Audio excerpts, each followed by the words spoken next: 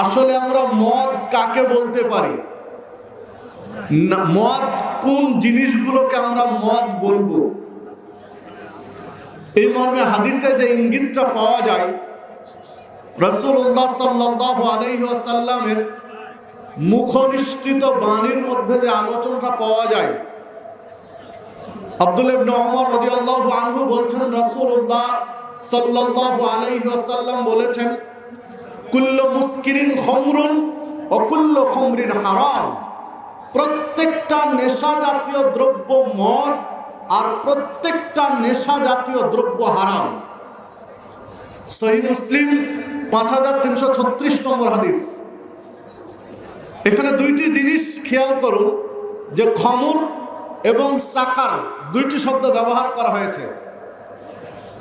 খমর liquid যে মাদকতা সেগুলোকে মূলত মিন করে খমরের, আর সাকার এটা মুন করে শুধু লিকুইড নয়, এটা যে কোনো পর্যায়ের হতে পারে, লিকুইড হতে পারে বা শুকনা হতে পারে বা অদূর ভবিষ্যতে এমন আপডেট কোনো মদ আসতে পারে যেটা ঘ্রাণের মাধ্যমে ঘ্রাণ নিয়ে মাদকে আসক্ত হবে, বা আরো কোনো আপডেট ভার্সন আসতে পারে, যেগুলো সব বিন করে। ১৫০০ বছর আগে আল্লাহ রাসূল সাল্লাল্লাহু আলাইহি ওয়াসাল্লাম দুই শব্দ দিয়ে ইঙ্গিত দিয়েছেন উভয় দিকে। আর রাসূল সাল্লাল্লাহু আলাইহি ওয়াসাল্লাম অপর একটি হাদিসে বলেছেন, কুল্লু মুসকিরিন হারাম। এখানে খমর বলেননি, সাকার মুসকির নেশা আনয়ন করবে এই রকম জিনিস হারাম। সহিহ বুখারী ৭১৭২ নম্বর হাদিস। ইবনে মাজার মধ্যে একটি হাদিস পাওয়া যায়, রাসূল সাল্লাল্লাহু আলাইহি ওয়াসাল্লাম বলছেন, মা আসকারা কাসীরুহু ফাকালিলুহু হারাম। অধিক পরিমাণ খাওয়ার বিনিময়ে বা অধিক পরিমাণ খাওয়ার কারণে যদি কেউ মাদকতায় আসক্ত হয়, মাদকাসক্ত হয়, তো ফাকালিলুহু হারাম, তার সামান্য পরিমাণ বিন্দু পরিমাণ খাওয়া হারাম। ইবনে মাজাহ ৩৩৯৩ নম্বর হাদিস। এই তিনটি হাদিসকে আমরা সমন্বয় করলে যে সংজ্ঞাটা ফুটে ওঠে তা হলো, যে জিনিস খাওয়া বা পান করার মাধ্যমে নেশাগ্রস্ত হবে তা খাওয়া বা পান করা হারাম।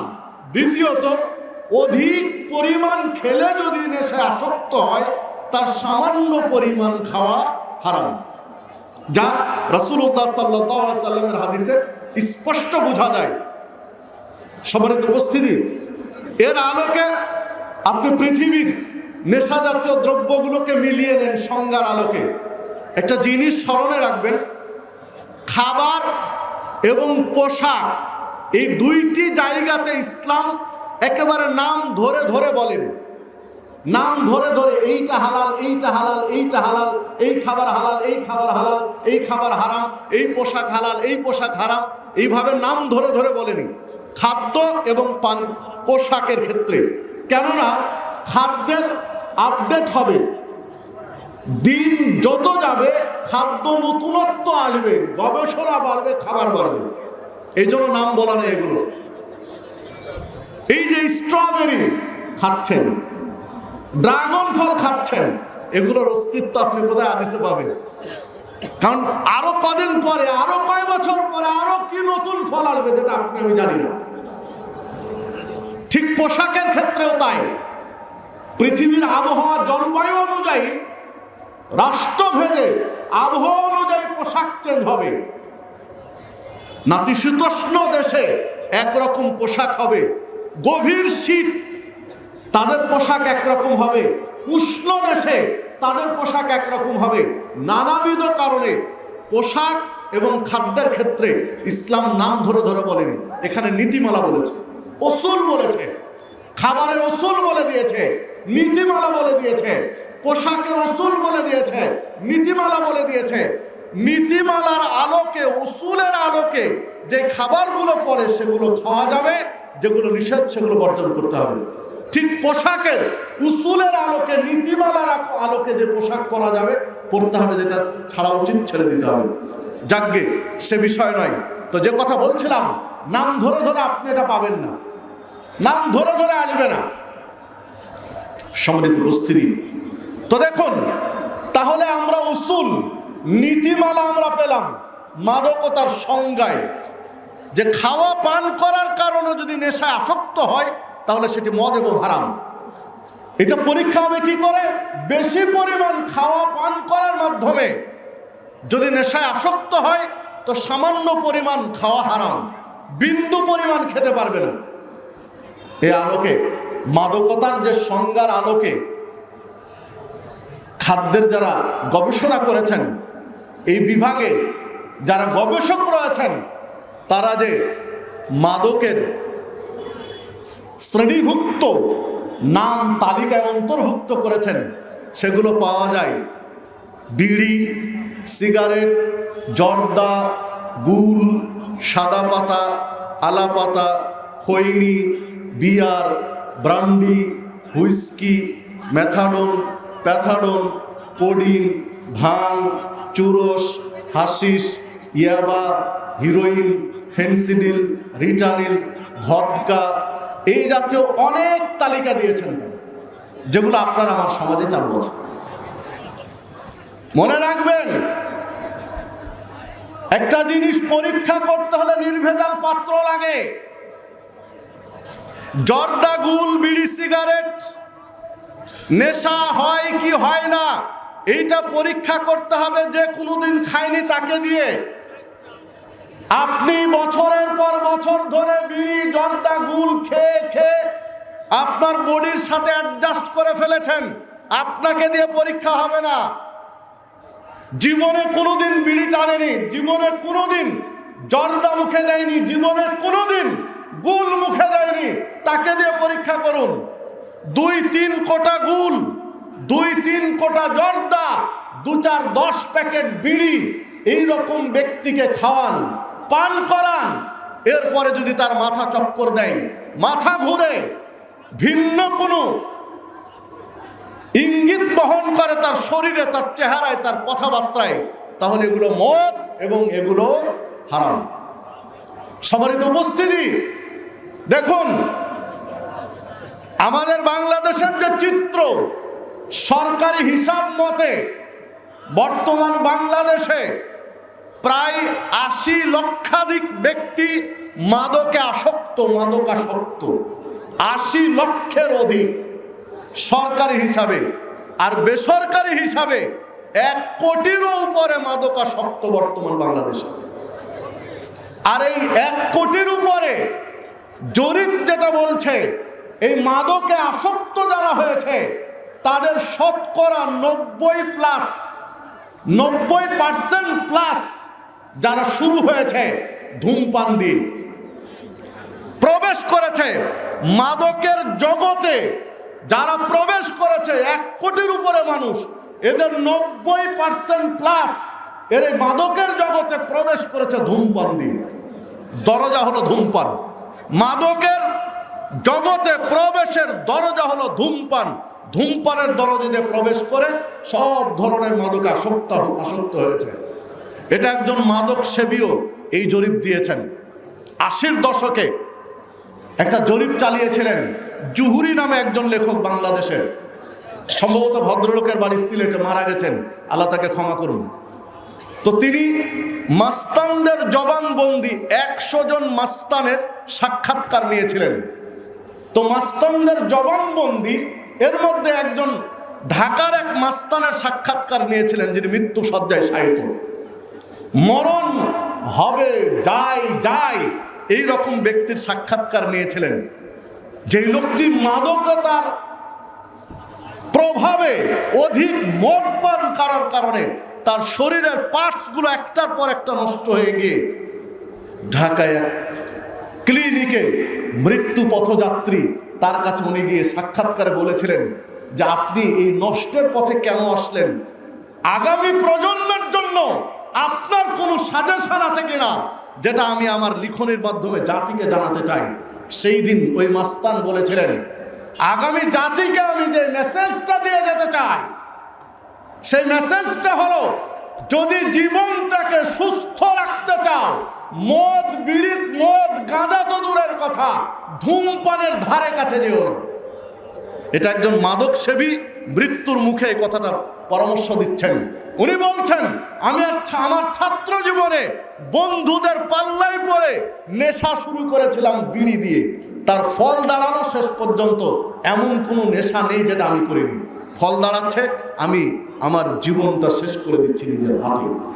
সম্মানিত উপস্থিতি, যে কথা বলছিলাম, দেখুন আল্লাহ রাব্বুল আলামিনের সর্বোত্তম সৃষ্টি হলো মানুষ। মানুষকে আল্লাহ আপন হাতে নিপুণ করে সৃষ্টি করেছেন।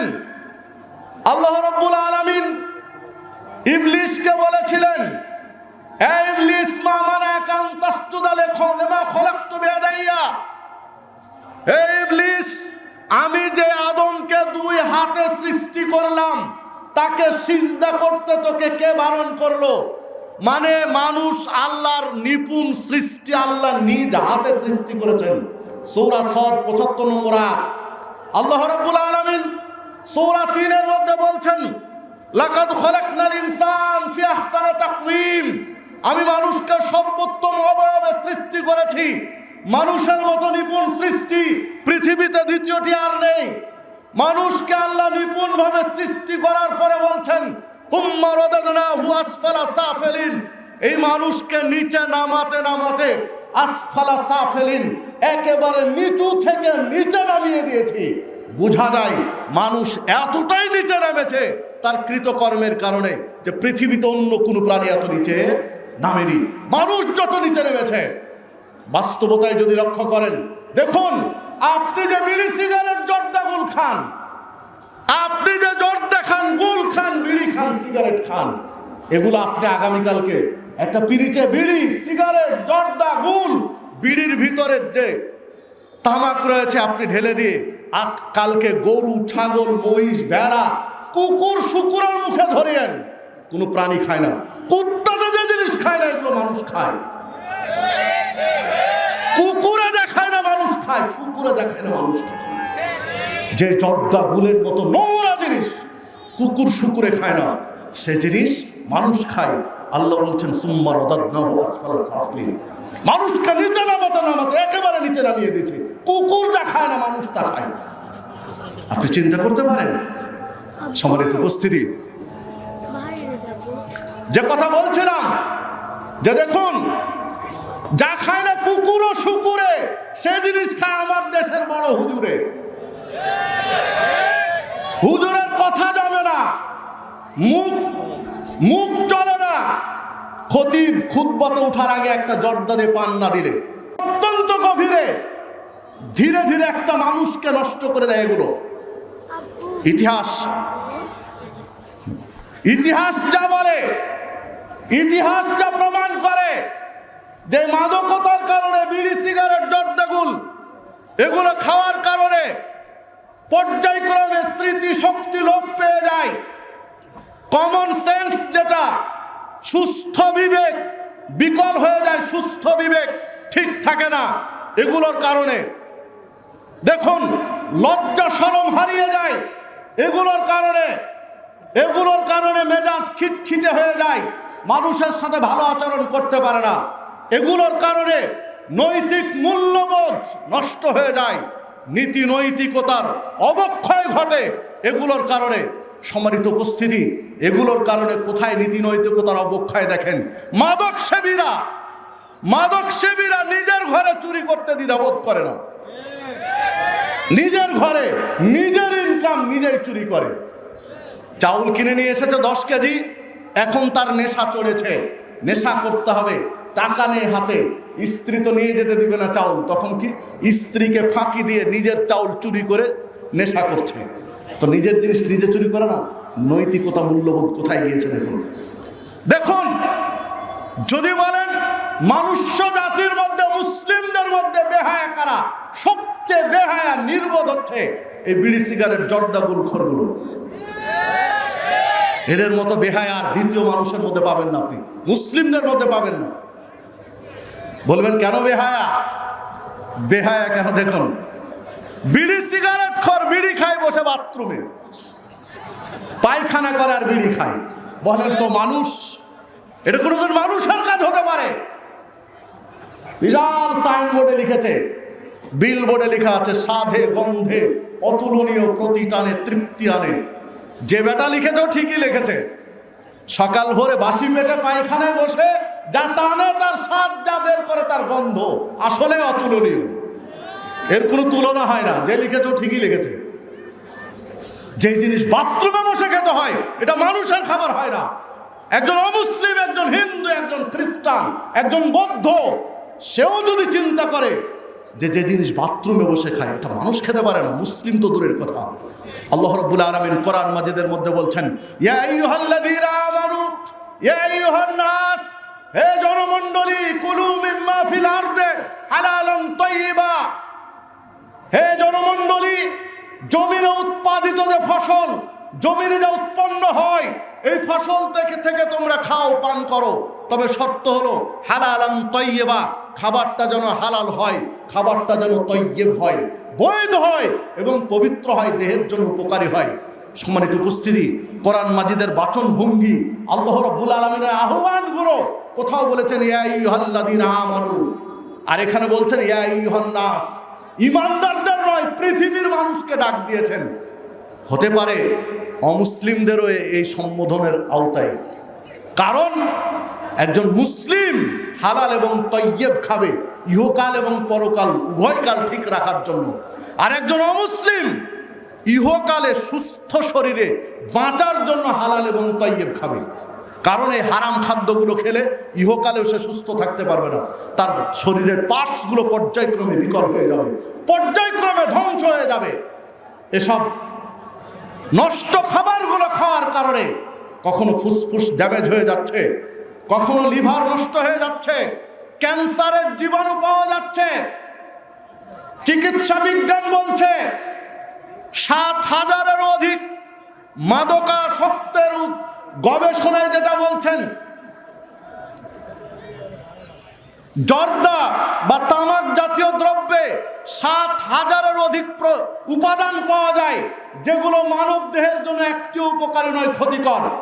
ইভেন এমনকি তামাকে ৭০ প্রকারের উপাদান রয়েছে যেগুলো সরাসরি ক্যান্সারের জীবাণু বহন করে।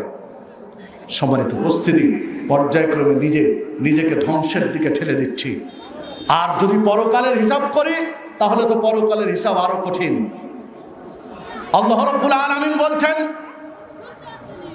ইয়া আইয়ুহাল্লাযীনা আমানু, হে ঈমানদারগণ, ইন্নামাল খামরু ওয়াল মাইসিরু ওয়াল আনসাবু ওয়াল আযলামু রিজসুম মিন আমালিশ শায়তান ফাজতানিবুহু লাআল্লাকুম তুফলিহুন। নিশ্চয় মদ, জুয়া, ভাগ্য নির্ধারণের কলা কৌশল, মূর্তি পূজা, এগুলো শয়তানের অপবিত্র কাজ। ফাজতানিবুহু, অতএব এগুলো থেকে বেঁচে থাকো, লাআল্লাকুম তুফলিহুন, অবশ্যই তুমি সফল কাম হবে।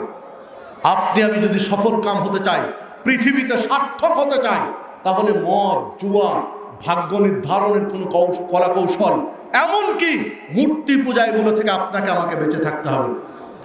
সূরা মায়েদা 90 নম্বর আয়াত, সূরা বাকারা 219 নম্বর আয়াত, আসআলুনাকা আনিল খামরি ওয়াল মাইসির, আপনাকে জিজ্ঞাসা করে মদ সম্পর্কে, আপনাকে মানুষ জিজ্ঞাসা করে জুয়া সম্পর্কে, কুল, আপনি বলুন, ফীহিমা ইসমুন কাবীর, এই মদ এবং জুয়া উভয়টা কাবিরার অন্তর্ভুক্ত। কাবিরা গুনার শ্রেণীভুক্ত কাজ হলো মদ এবং জুয়া।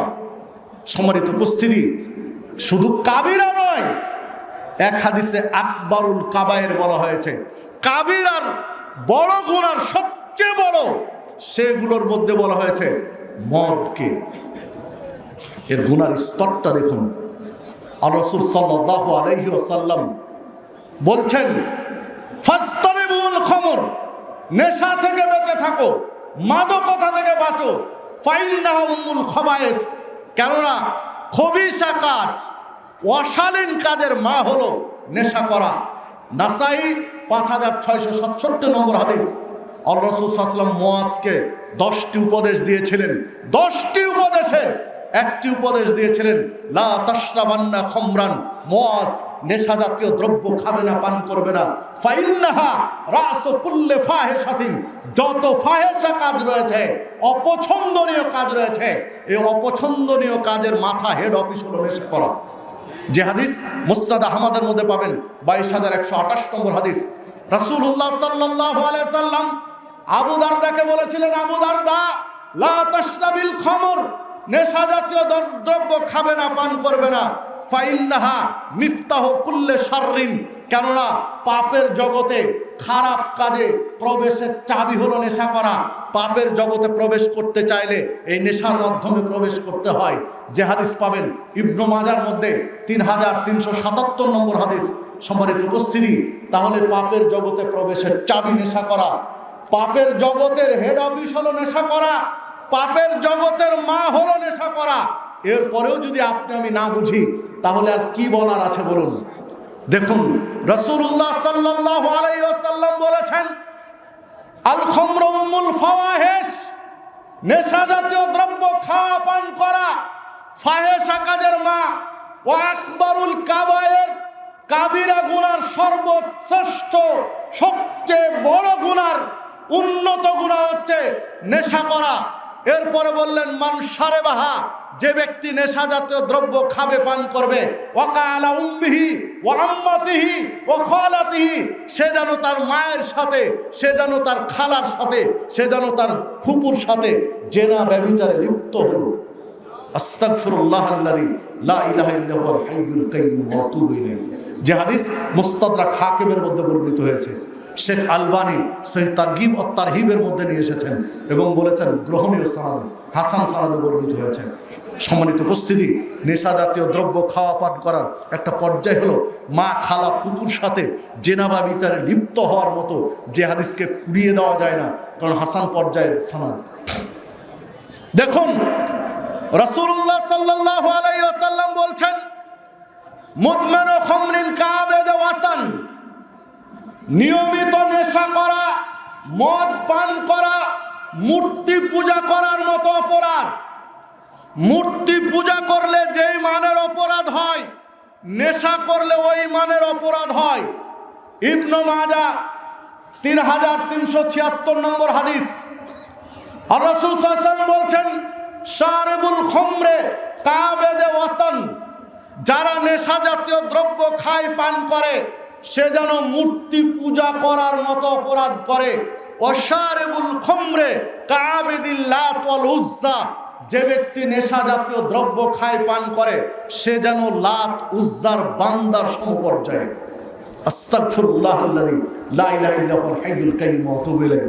সহিহ আল জামে এর মধ্যে হাদিসটি নিয়ে এসেছেন শেখ নাসিরুদ্দিন আলবানী এবং হাদিসকে গ্রহণীয় বলে উল্লেখ করেছেন, সনদ গ্রহণীয় পর্যায়ের বলে উল্লেখ করেছেন।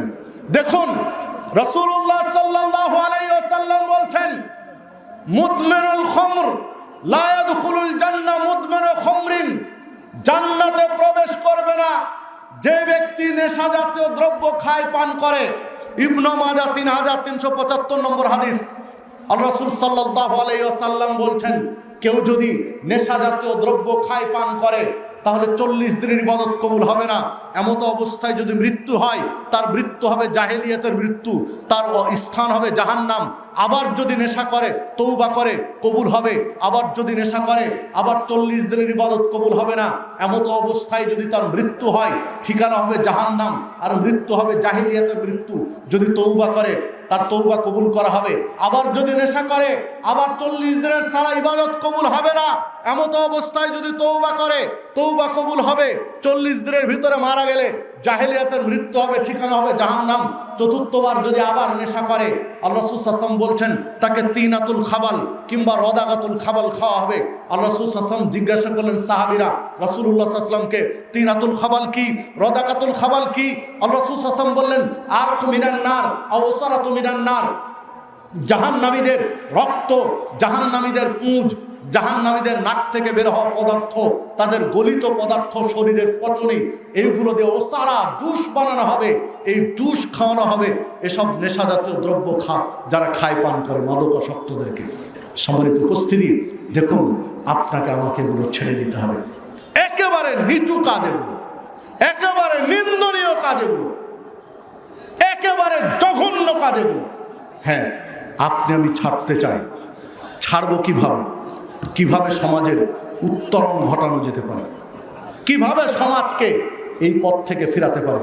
এইখানে কিছু কাজ আছে ব্যক্তির, কিছু কাজ আছে সমাজের, কিছু কাজ আছে রাষ্ট্রের। ব্যক্তি, সমাজ, রাষ্ট্র তিনজনের সমন্বয়ে এই নেশা জাতীয় দ্রব্য নির্মূল করা সম্ভব, নতুবা সম্ভব নয়। প্রথমত দেখুন রাষ্ট্রের দায়িত্ব কি এই ক্ষেত্রে। রাষ্ট্রকে শক্ত অবস্থানে যেতে হবে নেশা জাতীয় দ্রব্যের বিরুদ্ধে। নেশা জাতীয় দ্রব্যের বিরুদ্ধে রাষ্ট্রকে শক্ত অবস্থানে যেতে হবে। হ্যাঁ, রাষ্ট্রের দায়িত্ব কি পালন করেছে রাষ্ট্র? দেখুন, সংবিধিবদ্ধ সতর্কীকরণ, ধূমপান স্বাস্থ্যের জন্য ক্ষতিকর, এই রকম কিছু স্লোগান দিয়ে ছেড়ে দিয়েছে। ধূমপানে মৃত্যু আনে, ধূমপান স্ট্রোকের কারণ, হৃদরোগের কারণ ইত্যাদি বলে ছেড়ে দিয়েছে। এতটুকু যথেষ্ট নয়। মাদকদ্রব্যের সহজলভ্যতা দূর করতে হবে, নির্মূল করতে হবে। হাতের নাগালে মাদকদ্রব্য পাচ্ছে, এটা একটা বড় কারণ। এই পথ থেকে ফিরাতে হলে মাদকদ্রব্যের সহজলভ্যতা দূর করতে হবে। তামাকের চাষ বাংলাদেশ থেকে নির্মূল করতে হবে, বন্ধ করতে হবে। যে কৃষকগুলো তামাকের চাষ করে তাদেরকে অর্থকরী ফসল প্রয়োজনে রাষ্ট্রের পক্ষ থেকে বিনা সুদে লোন দিয়ে তাদেরকে অর্থকরী ফসল ফলানোর ব্যবস্থা করতে হবে, তামাকের চাষ নির্মূল করে। সম্মানিত উপস্থিতি, এরপরে দেখুন বন্ধু বান্ধবের পাল্লায় পড়ে নেশা জাতীয় দ্রব্য পান করে, আপনাকে বন্ধু নির্বাচন করতে হবে। যারা নেশা জাতীয় দ্রব্য খায় পান করে তাদের সাথে চললে আপনি ছাড়তে পারবেন না। আপনারা যারা ছাড়তে চান, এতে আসক্ত হয়ে আছেন, আপনারা প্রয়োজনে রাখতে পারেন একটা চুইংগাম, রাখতে পারেন কোনো মশলা, রাখতে পারেন চকলেট বা এই জাতীয়। যখন নেশার ঘোর আসবে তখন আপনি একটা মশলা, একটা চুইংগাম, একটা চকলেট, এই জাতীয় কিছু জিনিস মুখে দিয়ে ভোলার চেষ্টা করেন। সর্বোপরি হলো যখন এগুলো মানুষ পাপ করে, কখন একাকিত্বে, যখনই আপনার খারাপ লাগবে, নেশা থেকে ছাড়তে যাচ্ছেন, পারছেন না, তখনই একজন ভালো বন্ধুর সহচর্যে চলে যান। যে নেশা করে না তার দ্বার প্রান্তে চলে যান, আপনি তার সহবতে সহজে ছাড়তে পারবেন। সর্বোপরি আল্লাহ রাব্বুল আলামিনের কাছে বারংবার প্রার্থনা করতে হবে, সাহায্য চাইতে হবে। আল্লাহ যদি আপনার জন্য সহজ করে দেন তাহলে একেবারে সহজ, আল্লাহ যদি আপনার জন্য সহজ না করেন আপনার জন্য কঠিন। তাই ইদা সাআলতা ফাসআলিল্লাহ ওয়া ইদা ইসতাআনতা ফাসতাইন বিল্লাহ।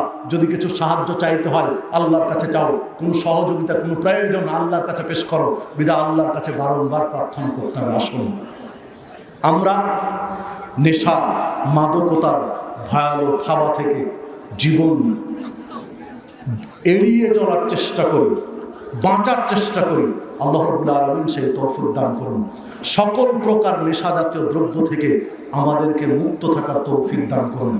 যারা নেশায় আসক্ত, আল্লাহ রাব্বুল আলামিন তাদেরকে ছেড়ে দেওয়ার তৌফিক দান করুন।